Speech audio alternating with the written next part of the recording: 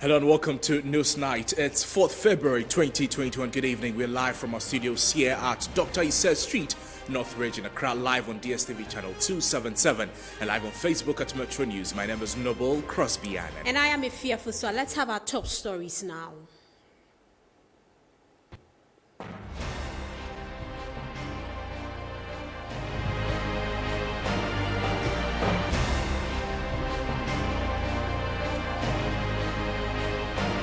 TMA boss threatens Metro TV's Gabriel Obodai over sustained reportage on poor sanitation in the Tema enclave.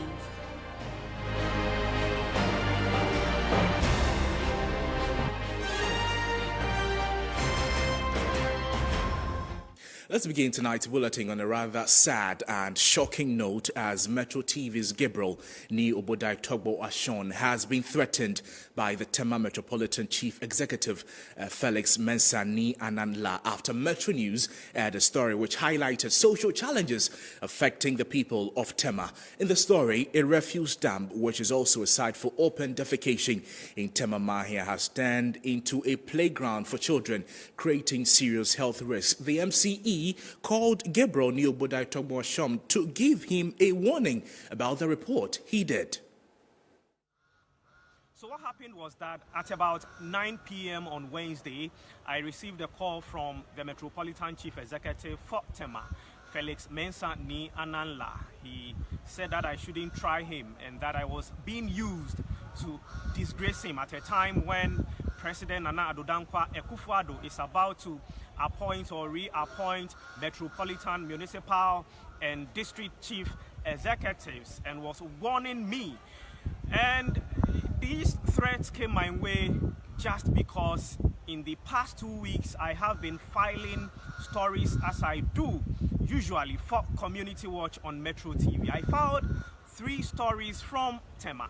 The first one has to do with a broken sewer line or choked sewage within Tema, where toilet or fecal waste was spilling out from this sewer line and was going into gutters and onto a street. Meanwhile, this neighborhood is a hub for fish smoking, fish processing and distribution within Tema, and also within Accra and other parts of the country. There are over 1,000 school pupils within the vicinity because there are 2 schools located there. And we highlighted it hoping that it would receive urgent attention so that we save people from being infected or getting diseases. Right, we have been joined on the phone lines by GJ President Roland Afil-Money to tell us what the association is doing about this unfortunate development. Sir, thank you for your time on this night. Thanks for having me. How does the GJA receive this news? What is your reaction to this? It came as an earth-shattering shock that a journalist who was doing professional work, not tainted by spin, but actuated by the need to ensure that our surroundings are clean, should be threatened by an MCA who should have known better. And let me say that the GPA is hesitant to go for the jugular in this case because in my interaction or confrontation with the MCA, he expressed regret and showed profusely how remorseful and repentant he is for having threatened our brother and our son, Obodai. We normally ought to respond in equal measure. As the saying goes, action and reaction are equal and opposite. But his show of repentance and remorsefulness have caused us to be hesitant. So we only advise to the MCs, as the Bible says, specifically by Paul, that he showed his repentance by his deeds. He said he acted out of character. He says he's not known to be violent or anti-media, but he felt threatened by that story in the sense that that story had a potential to block his re-nomination or reappointment as MC. But this is no justification for what he did. Exactly. Roland, this could be no justification whatsoever. And he expressing his remorse and being repentant of this, I'm sure, will not be enough in a situation like this. What steps are your outfit going to take to tackle this specific issue, even though he says he's sorry and he says he's repented and he acted out of character? You know, we have a duty, moral, professional, constitutional, and godly to rally to the defense of our members when they are threatening the line of duty. And so we're going to toe that line to meet what he did with the utmost force and to show a revulsion against what he did. But as I said, we are human, and as to quote Alexander Pope, to err is human and to forgive is divine. So we are inclined to show our forgiving disposition in this instance, because the MC explained the circumstances under which he acted. But let me say pointedly that the story has all the ingredients of quality one. The documentaries have all the ingredients of quality documentaries, and indeed they qualify to win awards nationally and internationally.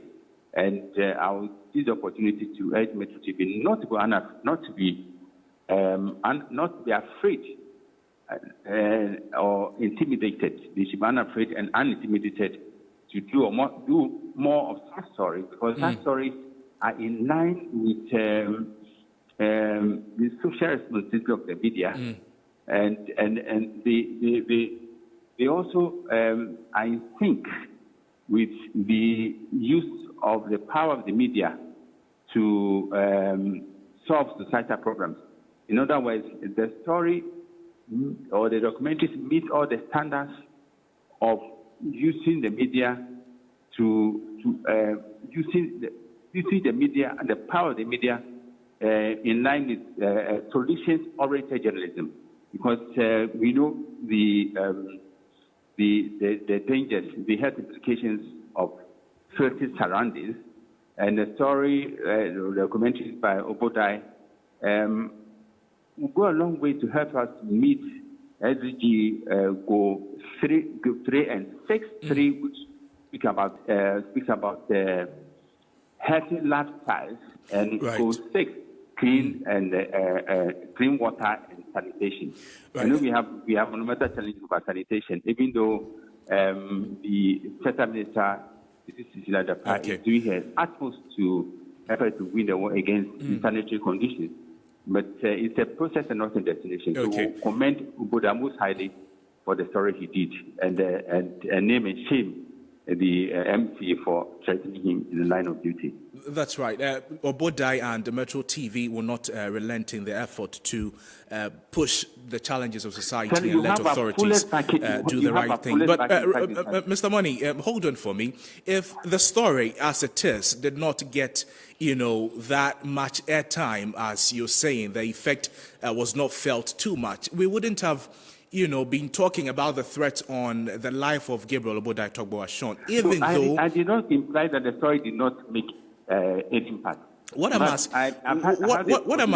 asking is, sir, if you can hold on for me, what I'm asking is, the story has been aired, and we know how great it is.